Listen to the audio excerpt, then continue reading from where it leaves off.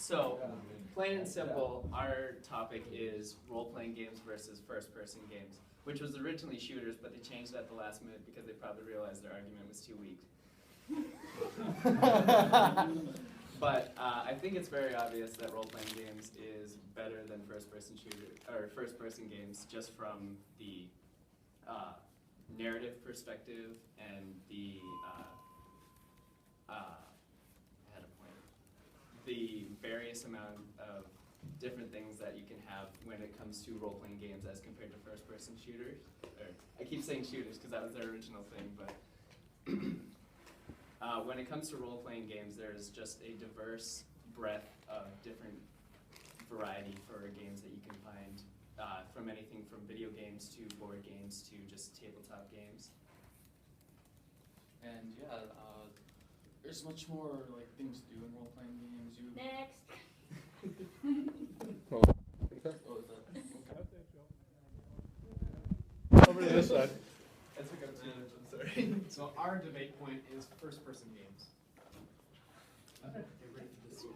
Alright, so I originally was on the side of role-playing games, but for the point of the debate, I am going to be arguing the other side to keep a more open mind from both perspectives.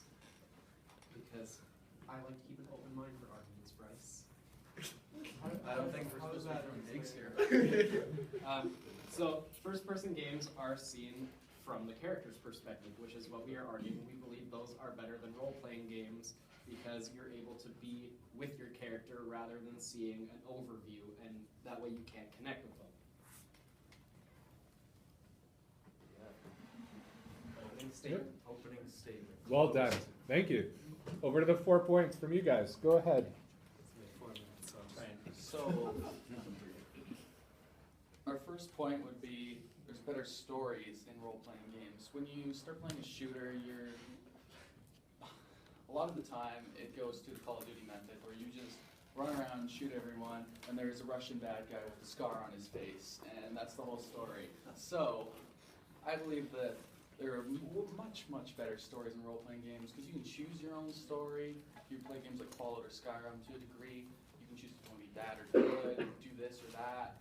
With with first-person shooter, you're pretty much limited to where the game takes you, and lots of the times where the game takes you is not exactly the most interesting place, and it's been done hundreds of times before. And another point we have is there's more immersion to it. When you play first-person shooter, lots of the time it's some hardcore Marine soldier who really is not relatable to in any way, has no like character to him. He's just a shell for you to slip into to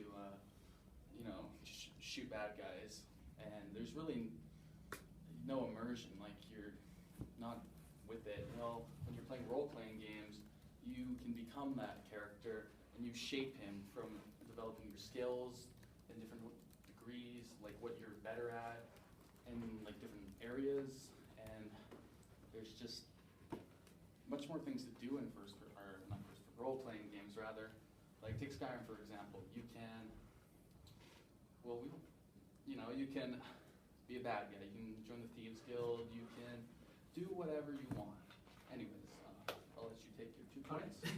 So our third point was there's just more variety comparing role-play games to first-person shooters and to that extent first-person games. If you've played one game in the first person, you've played every game in the first person in my opinion. It's just you are looking at a thing and sometimes things pop out at you, and depending on which game you're playing, just how you respond to it. Do you use a gun or do you run away or anything? Whereas role-playing games, because it is an outside looking in kind of camera, there's many different things they can do with it. They can have like things that your character might not see, but like because you're looking at it from a camera perspective, you can see certain aspects or things.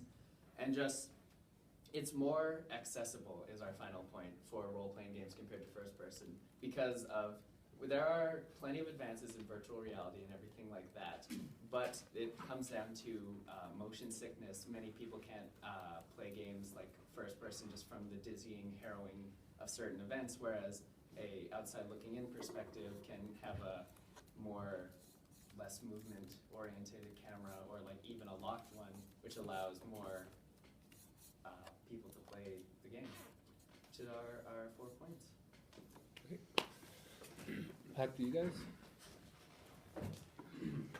So I'm going to argue that games in first person actually can be a more immersive experience since you're seeing the game through the character's eyes.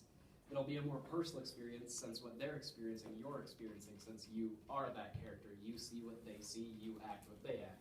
Feel what they feel. Well, So to speak. And your actions will have consequences on that character.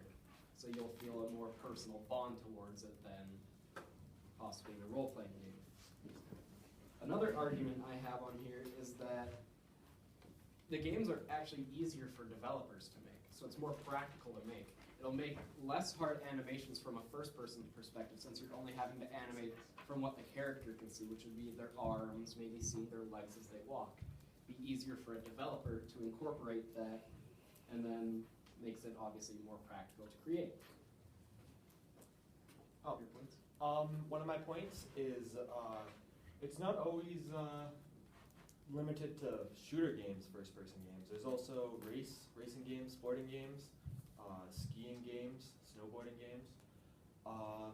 Yeah, no, first-person goes way beyond just shooters and brings a way more personal experience to more than just killing people, being a Marine, going off on some boring story, but it could give a more almost experience, a learning experience, like what would it be like to be in that race car, or what would it be like to be in that jet.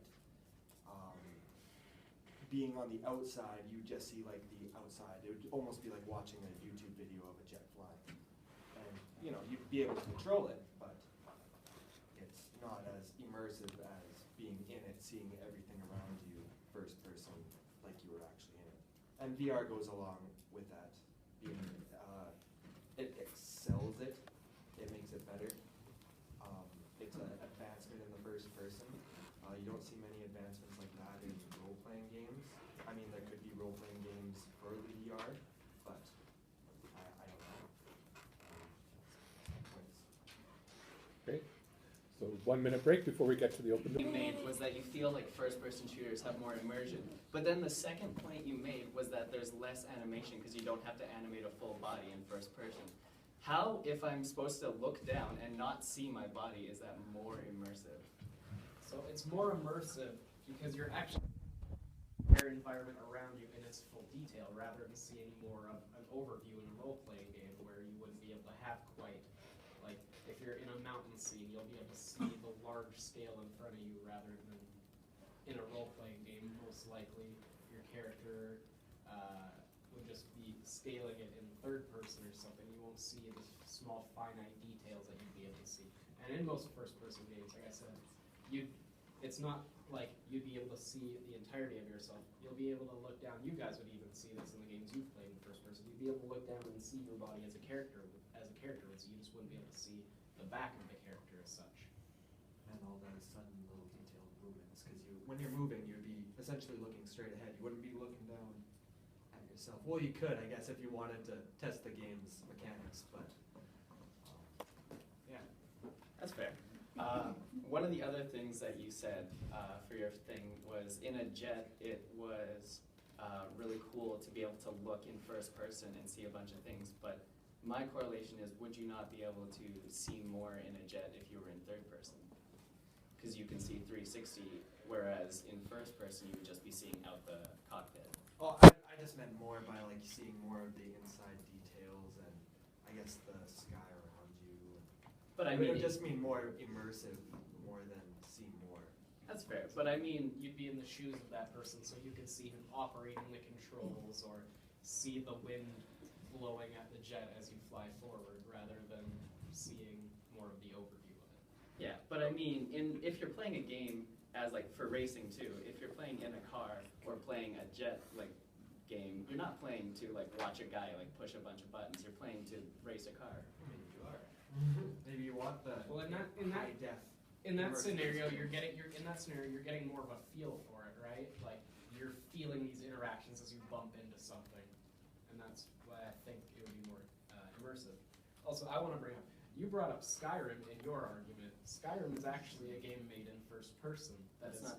a first person role playing game. It can also be played in third person, but I'd argue it's played in third person more than first person. I would take the argument the other way. Does it not start in third person? I'm pretty sure it does. Sure it does. After the opening cutscene. I played the whole game in first person, that's just because I'm a first person. I didn't know one. Well, you also brought up that in first-person games, actions have consequences. Do you want to expand on that? Because I would argue that in an RPG, your actions actually do have consequences compared to a first-person shooter. Because in a first-person shooter, or any really first-person game, your main consequence is you die and restart 2 minutes back, or you restart the racetrack, Or yeah, whatnot. In an RPG, you kill a main character or something, he is gone. You've lost many main objectives and main quests to do. So, how would you? Do you want to defend against saying first-person shooters? First-person games aren't just limited to like a one death respawn type system. The games can be very in depth in that. Like, if you've ever played like Spec Ops: The Line, you know that your character. That's not a first-person game. You want to play that? Right. Well, you know your character's actions, what they interact around them can have a direct consequence on the character. Yeah, Such it's a as very good role-playing game. those games can take place in first person just as well, They can. which many of them in fact do take place in first person. But the whole point, you bring up Spec Ops: The Line, but the whole point of Spec Ops: The Line is it's very intentionally made in the third person for the sake of not putting yourself in the shoes of the character. It's an outside-looking in perspective of it wants you to realize that this is just a character and not. That's actually the entire, for those who haven't played, that's the entire message of Spec Ops: The Line is, despite being a soldier and everything, you are not this character is a bad person, and like halfway through, it throws that wrench at you that this is a character in a game. I would make the counter argument on that point is in that game you're made to see your actions as being good until there is that big reveal that you indeed released white phosphorus on a group of civilians, that it wasn't just indeed the counter forces that you were fighting in that game, that you're made to see your character in a different light rather than. Okay, open debate is up, so we have a minute break if you guys need it, before you get to your closing statements.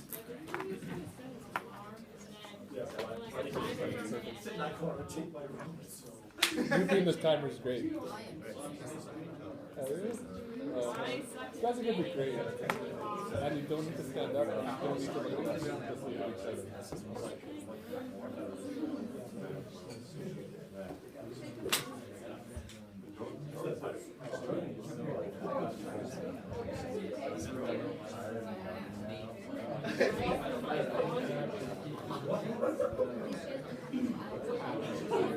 They are beautiful. We should vote after everyone.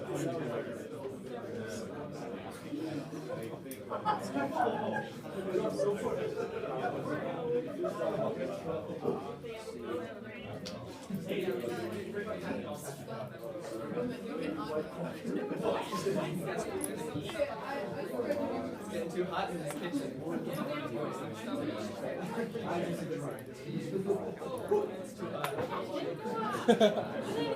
Make noise.